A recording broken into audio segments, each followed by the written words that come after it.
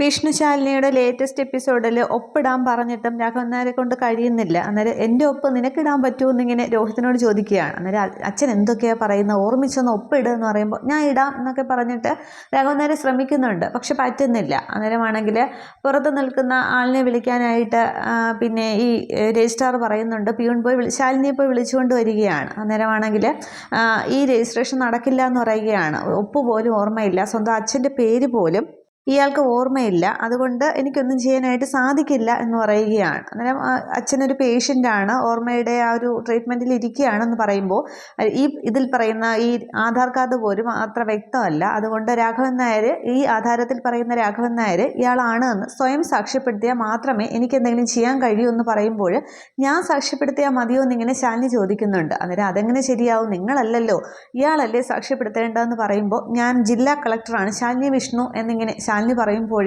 ഈ രജിസ്റ്റർ അങ്ങോട്ട് എഴുന്നേൽക്കുന്നുണ്ട്. അന്നേരം മാഡം, ഞാനൊരു കടുംപിടുത്തക്കാരനൊന്നും അല്ല, പക്ഷേ ഇങ്ങനെയുള്ള ചില പ്രവൃത്തികൾ കൊണ്ട് എന്നെ ഇങ്ങനെ ആക്കിയതാണ്. അതുകൊണ്ട് ഇത് ഈ രാഘവൻ നായരാണ് എന്നിങ്ങനെ സ്വയം സാക്ഷ്യപ്പെടുത്തിയാൽ മാത്രമേ രജിസ്ട്രേഷൻ നടക്കുകയുള്ളൂ എന്നിങ്ങനെ പറയുമ്പോൾ പിന്നീട് അതിൽ ശാലിനിക്കും ഒന്നും ചെയ്യാനായിട്ട് സാധിക്കുന്നില്ല. ഇതേസമയം അവിടെ കുടുംബശ്രീ വീട്ടിലാണെങ്കിൽ വിഷ്ണു ഓട്ടോയിൽ 2 കുട്ടികളെയും കൊണ്ട് വരുന്നുണ്ട്. അന്നേരം ശ്യാമ ഓടി വരികയാണ്. അമ്മയെന്നും പറഞ്ഞ് പപ്പി ഓടി ചെന്ന് ശ്യാമയെ പിടിക്കുന്നുണ്ട്. അന്നേരം മോക്കൊന്നും പറ്റിയില്ലല്ലോ, എൻ്റെ മക്കളെ ഒന്നും കൂടാതെ 2 പേരെയും തിരികെ കിട്ടിയല്ലോ എന്നൊക്കെ ഇങ്ങനെ പറഞ്ഞ് ശ്യാമ പപ്പി ഇങ്ങനെ ചേർത്ത് പിടിക്കുമ്പോൾ ശാരദാമ്മയെന്നും പറഞ്ഞ് സത്യ ഓടി ചെല്ലുന്നുണ്ട്. അന്നേരം കരയണ്ട, ഒന്നും സംഭവിച്ചില്ലല്ലോ, ഒന്നും പറ്റിയില്ലല്ലോ, അതൊക്കെ ഇങ്ങ് മറന്നു കളാന്ന് പറയുകയാണ്. അന്നേരം ഞങ്ങളെ ഒരു അടച്ചിട്ട മുറിയിൽ പൂട്ടിയിട്ടിരിക്കുകയായിരുന്നു എന്ന് പറയുമ്പോൾ ഇനി അതൊന്നും ഓർമ്മിക്കേണ്ട, നമുക്ക് അവരെ പോലീസിനെ കൊണ്ട് പിടിപ്പിക്കാം എന്നിങ്ങനെയൊക്കെ ശാരദാമ്മ പറയുന്നുണ്ട്. അന്നേരം ശ്യാമ ചോദിക്കുകയാണ്, നിങ്ങളെ അവർ ഉപദ്രവിക്കുകയോ എന്തെങ്കിലുമൊക്കെ ചെയ്തോ എന്ന് ചോദിക്കുമ്പോൾ ശാരദാമ്മ വഴക്ക് പറയുന്നുണ്ട്, നീ അവരെ ഇങ്ങനെ ഓർമ്മിപ്പിക്കേണ്ട, അതൊക്കെ മറക്കാനായിട്ട് 1-2 ദിവസം എടുക്കും, എങ്ങനെയെങ്കിലും അതൊക്കെ മറക്കട്ടെ, ഞാൻ അകത്ത് കൊണ്ടുപോകുമെന്ന് പറയുകയാണ്. അന്നേരം വിഷ്ണുവും പറയുന്നുണ്ട്, കുട്ടികളൊന്നും കഴിച്ചിട്ടുണ്ടാവില്ല, ശ്യാമ അകത്തുകൊണ്ട് ഭക്ഷണം കൊടുക്കുമെന്ന് പറയുന്നുണ്ട്. അന്നേരം ശ്യാമ 2 കുട്ടികളെയും കൊണ്ട് അകത്തേക്ക് പോവുകയാണ്. അന്നേരം ശാരദാമ്മ പറയുന്നുണ്ട്, കുട്ടികൾക്ക് ആ പഴയ പ്രസരിപ്പൊന്നുമില്ല, ഡോക്ടറെ കാണിക്കണമെന്ന് ചോദിക്കുമ്പോൾ അതൊന്നും വേണ്ട, അതൊക്കെ അങ്ങ് മാറിക്കോളും എന്ന് പറയുകയാണ്. അതിനെ കാടിനടുത്തുള്ള അകത്തുള്ള ഒരു കെട്ടിടത്തിൽ ഒളിപ്പിച്ചിരിക്കുകയായിരുന്നു, ആരും കടന്നു ചെന്നില്ല എന്നാണ് അവൾ വിചാരിച്ചത്, പക്ഷെ അവളുടെ പദ്ധതികളെല്ലാം നമ്മൾ പൊളിച്ചടുക്കിയല്ലോ എന്നിങ്ങനെ വിഷ്ണു പറയുകയാണ്. ശാരദാമ്മയ്ക്ക് ദേഷ്യം വരുന്നുണ്ട്. ശാരദാമ്മ പറയുകയാണ്, അവളെയാണ് ആദ്യം പിടിച്ച് ജയിലിൽ അടയ്ക്കേണ്ടത് എന്ന് പറയുമ്പോൾ ഇവൾക്ക് എല്ലാവരും എത്രത്തോളം ദ്രോഹിച്ചിട്ടും ഇവൾക്കാണെങ്കിൽ ഒരു മടുപ്പും തോന്നില്ലേ എന്ന് പറയുകയാണ്. അന്നേരം വിഷ്ണു പറയുന്നുണ്ട്, അതൊരു പ്രത്യേക ടൈപ്പ് ജന്മമാണ്, നമ്മളെല്ലാവരും സ്വസ്ഥതയും സമാധാനവും ഒക്കെ ആഗ്രഹിക്കുമ്പോൾ അവളാണെങ്കിലും മറ്റുള്ളവരുടെ സമാധാനം എങ്ങനെ കളയാമെന്നാണ് ചിന്തിക്കുന്നത്. ഇങ്ങനെ പോലുള്ള ഇവൾക്ക് നിയമമൊന്നും നോക്കിയിട്ട് യാതൊരു കാര്യവുമില്ല, നല്ല തെരണ്ടി വാലിന് പിടിച്ച് നല്ല അടി കൊടുക്കുകയാണ് വേണ്ടത്, പിന്നീട് ഇത് ചെയ്യാൻ പോകുമ്പോൾ അടിയുടെ ചൂട് അവൾ ഓർമ്മിക്കണം എന്നിങ്ങനെ വിഷ്ണു ഇങ്ങനെ കലിയോ ദേഷ്യത്തോടെ പറയുമ്പോൾ അത് തന്നെയാണ് വേണ്ടതെന്ന് ശാരദാമ്മയും ശരിവയ്ക്കുകയാണ്. എന്നിട്ട് മോൻ വാ, ഞാൻ ചായ എടുക്കാമെന്ന് പറയുന്നുണ്ട്. അനുവിനെ ശാലിനി എവിടെയും ചോദിക്കുന്നുണ്ട്. അന്നേരം അച്ഛനെ കൊണ്ടുവിടാനായിട്ട് ശാലിനി രോഹിത്തും കൂടി പോയിരിക്കുകയാണെന്ന് പറയുമ്പോൾ സത്യമ്മ അറിഞ്ഞുകൊണ്ടാണോ വന്നതെന്ന് ചോദിക്കുന്നുണ്ട്. അന്നേരം ആവില്ല, അറിയാനായിട്ട് വഴിയില്ല, ഇനി കൊണ്ടു ചെല്ലുമ്പോൾ അറിയും എന്നിങ്ങനെ വിഷ്ണു പറയുന്നുണ്ട്. ഇതേസമയം അവിടെ സത്യഭാമയാണെങ്കിൽ സുബേർക്കാടെ വീട്ടിൽ പോയിട്ട് തിരികെ എത്തുന്നുണ്ട്. ആകെ ബഹളം ഉണ്ടാക്കിയാണ് അവിടെ, പൊന്നിയോടും പിള്ളയോടും ഒക്കെ ദേഷ്യപ്പെടുന്നുണ്ട്. എന്നാൽ ഇങ്ങോട്ട് വരട്ടെ, ആരെങ്കിലും വിളിക്കുമ്പോൾ അങ്ങ് ഇറങ്ങി പോകാനായിട്ട്, ഇവിടെ മരുമകളാണോ ഞാനാണോ കാര്യങ്ങൾ തീരുമാനിക്കുന്നതെന്ന് വരുമ്പോൾ ഞാൻ പറഞ്ഞു കൊടുക്കുന്നുണ്ട് എന്നും പറഞ്ഞിങ്ങനെ ആകെ ദേഷ്യത്തിൽ നിൽക്കുമ്പോൾ ശാലിനിയുടെ വണ്ടി വരുന്നുണ്ട്. അന്നേരം അതിൽ നിന്ന് ശാലിനി ഇറങ്ങുമ്പോൾ തന്നെ ഭാമയ്ക്ക് ആകെപ്പാട് ദേഷ്യം വരുന്നുണ്ട്. അത് രോഹിത്തിനെ കൂടി കാണുമ്പോൾ ആകെ ഇങ്ങനെ കലി ഇളകുകയാണ്. തുടർന്ന് രാഘവൻ നായർ രോഹിത്തും ശാലിനിയും കൂടി കൂട്ടിക്കൊണ്ടുവന്ന് അകത്തേക്ക് കയറാൻ തുടങ്ങുമ്പോൾ ഫാമ ഇങ്ങനെ തടയുകയാണ്. എവിടേക്ക് പോകുന്നു എന്നിങ്ങനെ ചോദിക്കുകയാണ്. അന്നേരം അതെന്താ ഫാമ അങ്ങനെ ഒരു ചോദ്യം, ഞാൻ എൻ്റെ വീട്ടിലേക്കല്ലേ വന്നതെന്ന് പറയുമ്പോൾ തോന്നുമ്പോൾ വരാനും പോകാനും ഇവിടെ ഞാൻ സത്രം ഒന്നും നടത്തുന്നില്ല എന്ന് പറയുകയാണ്.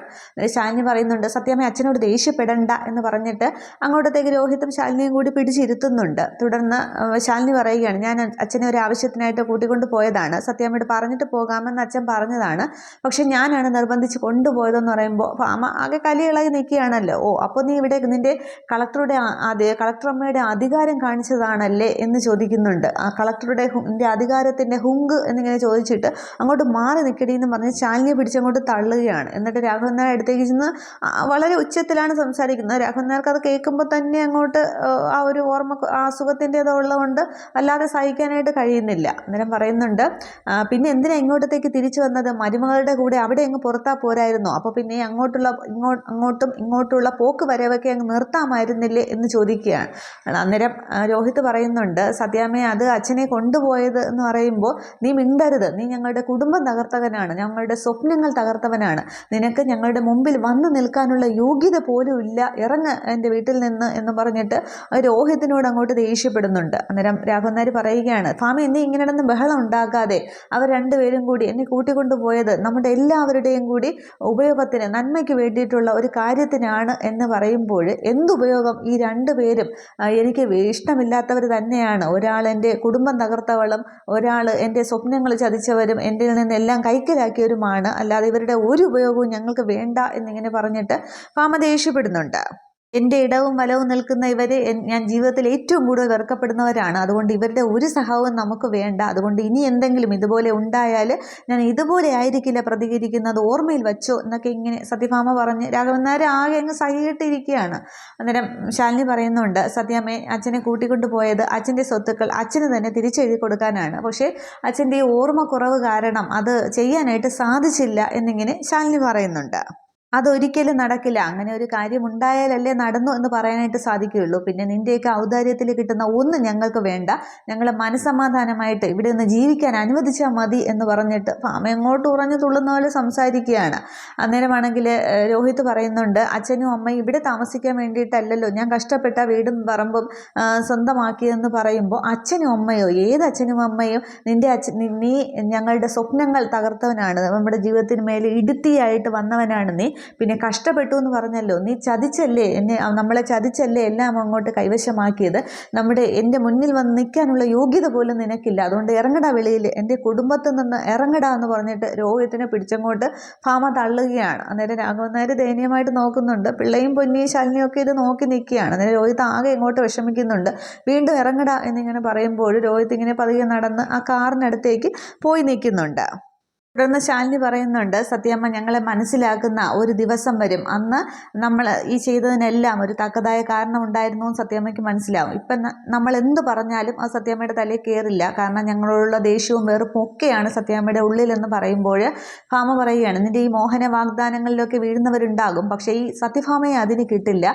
ഈ നിന്ന നിൽപ്പിൽ ഞാനങ്ങ് ഭൂമിയിലേക്ക് അങ്ങ് താഴ്ന്നു പോയാലും നിൻ്റെ ഒന്നും ഔദാര്യത്തിന് മുന്നിൽ വേയിട്ട് ഈ സത്യഭാമ ഒരിക്കലും വരില്ല, ഈ മരണം വരെ വരില്ല. നീ എൻ്റെ മുന്നിൽ നീ എന്നെ കുടുംബം തകർത്തവളും അവൻ എന്നെ ചതിച്ചവനും മാത്രമായിരിക്കും, അതെൻ്റെ മരണം വരെ, അതിൻ്റെ ഒരു വ്യത്യാസവും വരില്ല, അല്ലെങ്കിൽ നിൻ്റെയൊക്കെ മരണം വരെ എന്നിങ്ങനെ പറയുകയാണ്. ഭാമ അങ്ങോട്ട് ഉറഞ്ഞു തുള്ളി ഇങ്ങനെ സംസാരിക്കുമ്പോൾ രാഘവൻ നായർ, ഭാമയെ അങ്ങനെയൊന്നും പറയരുത് എന്നിങ്ങനെ പറയുമ്പോൾ, പറയട്ടെ മതിയാവോളം പറയട്ടെ, ഉള്ളിലത് മുഴുവൻ പറഞ്ഞു തീരട്ടെ എന്ന് പറയുകയാണ്. അന്നേരവും ഭാമ അങ്ങോട്ട് പറയുന്നുണ്ട്, ഇനി മറ്റുള്ളവരുടെ വീട്ടിൽ വലിഞ്ഞു കയറി വന്ന് ഇങ്ങനെ അധികാരം കാണിക്കുന്ന ഈ ഒരു രീതി ഇനി എൻ്റെ കുടുംബത്തെ നടക്കില്ല, ഇവിടെ കാര്യങ്ങൾ തീരുമാനിക്കാനായിട്ട് ഞാനുണ്ട്, ഇനി നീ ഇങ്ങനെ ഈ ഒരു തറവേല എൻ്റെ വീട്ടിൽ കാണിക്കാനായിട്ട് വന്നാൽ നിൻ്റെ കളക്ടറേറ്റിലേക്ക് ഞാൻ അങ്ങോട്ട് വരും, എന്നിട്ട് നിൻ്റെ കസേരയിൽ ഞാൻ കയറിയിരുന്ന് അങ്ങോട്ട് ഭരിക്കും, അപ്പോൾ നിനക്ക് മനസ്സിലാവും, അപ്പം അതിൻ്റെ മാനക്കേട് നിനക്കാണ്, അപ്പോൾ നിനക്ക് മനസ്സിലാവും മറ്റുള്ളവരുടെ കുടുംബത്തിൽ വന്ന് കയറി എങ്ങനെയാണ് ഇടം കണ്ടെത്തുന്നത് എന്നുള്ളത് നിനക്ക് മനസ്സിലാകും എന്നിങ്ങനെ പറയുമ്പോൾ ശാലിനിക്കും ആകെ ദേഷ്യം വരുന്നുണ്ട്. അന്നേരം ശാലിനി പറയുകയാണ്, പറഞ്ഞോ മനസ്സിലുള്ളത്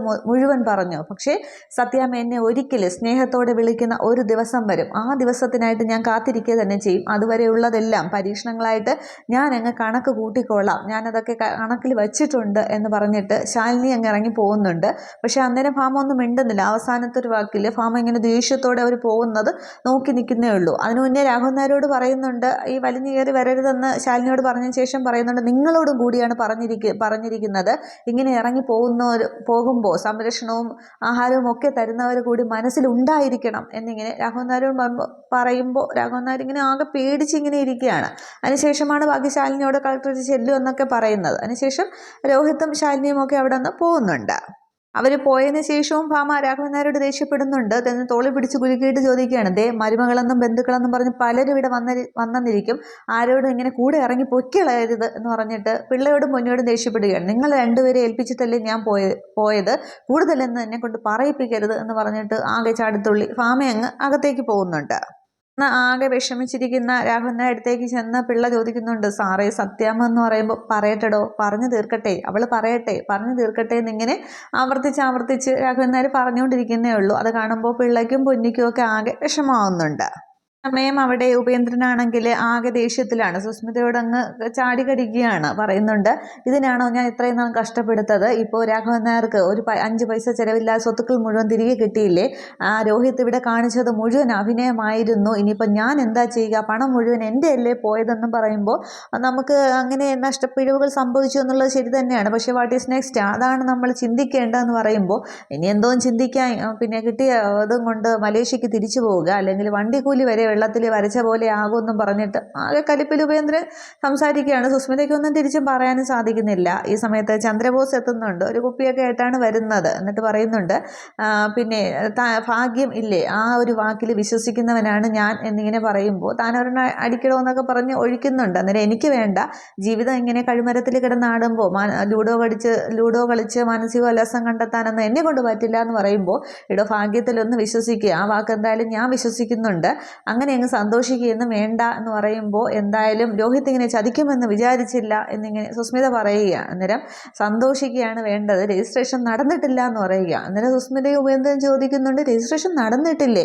അന്നേരം അതെ, രാഘവൻ നായർക്ക് തൻ്റെ ഐഡൻറ്റിറ്റി രജിസ്ട്രാർക്ക് മുന്നിൽ തെളിയിക്കാൻ സാധിച്ചില്ല. സ്വന്തം അച്ഛൻ്റെ പേര് പോലും പറയാൻ പറ്റിയില്ല. ബബ്ബ അടിക്കുന്ന രാഘവൻ നായരുടെ പേരിലേക്ക് രജിസ്റ്റർ ചെയ്ത് കൊടുക്കില്ല എന്ന് രജിസ്ട്രാർ പറഞ്ഞു എന്ന് പറയുകയാണ്. അന്നേരം അങ്ങനെയൊക്കെ ഐഡൻറ്റിറ്റി തെളിയിക്കേണ്ട ആവശ്യമുണ്ടോ എന്ന് സുസ്മിത ചോദിക്കുമ്പോൾ, സാധാരണ എഴുതി വാങ്ങിക്കുന്ന ആൾ വരാറില്ല, പക്ഷെ നാട്ടിലുണ്ടെങ്കിൽ വരാറുണ്ട്. ഇവിടെ അങ്ങനെ വന്നതാണ് രാഘവൻ നായർക്ക് തൊല്ലയായത് എന്നിങ്ങനെ പറയുന്നുണ്ട്. അന്നേരം ഉപേന്ദ്രൻ ചോദിക്കുന്നുണ്ട്, അതിപ്പോൾ ഇപ്പം നടന്നിട്ടില്ലെങ്കിലും അവൻ എൻ്റെ ഭാര്യയുടെ പേരിലേക്ക് എഴുതി കൊടുക്കാമല്ലോ, കുട്ടികൾ നമ്മുടെ കയ്യിൽ നിന്ന് പോയല്ലോ, അപ്പോൾ പിന്നെ തിരിച്ചു കിട്ടില്ലല്ലോ എന്ന് പറയുമ്പോൾ, അതൊക്കെ തിരിച്ചു കിട്ടും. തൻ്റെ കയ്യിൽ താൻ പണം മുടക്കിയിട്ടുണ്ടെങ്കിൽ അത് തൻ്റെ കയ്യിലേക്ക് തിരിച്ച് വരിക തന്നെ ചെയ്യും.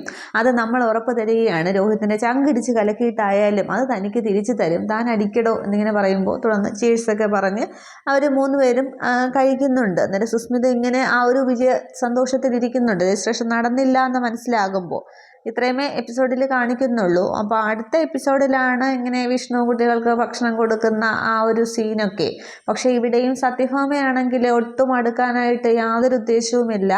അന്നേരം ഇവരിനി ഒരു ടൂർ പോകുന്ന കാര്യമൊക്കെ ശാരദാമ്മ പറയുന്നുണ്ട്. പക്ഷേ ഭാമയുടെ കാര്യം എന്താകും എന്നുള്ളതാണ്. ഒരു തരത്തിലും ഭാമയോട് ആരും പറയുന്നുമില്ല. ഭാമ പറയുന്നത് പോലെ ഈ സത്യയുടെ കാര്യം കറക്റ്റായിട്ട് അറിഞ്ഞാൽ ഭാമയെല്ലാം പൊറുക്കാനായിട്ട് തയ്യാറാകും. പക്ഷേ അതാരും പറയുന്നുമില്ല. ഭാമയ്ക്ക് അറിയാനായിട്ടൊരു വഴിയും കണ്ടെത്തുന്നില്ല. അതിന് എങ്ങനെയാകും എന്നുള്ളത് നമുക്ക് അടുത്ത എപ്പിസോഡുകളിൽ നോക്കാം. Okay, thank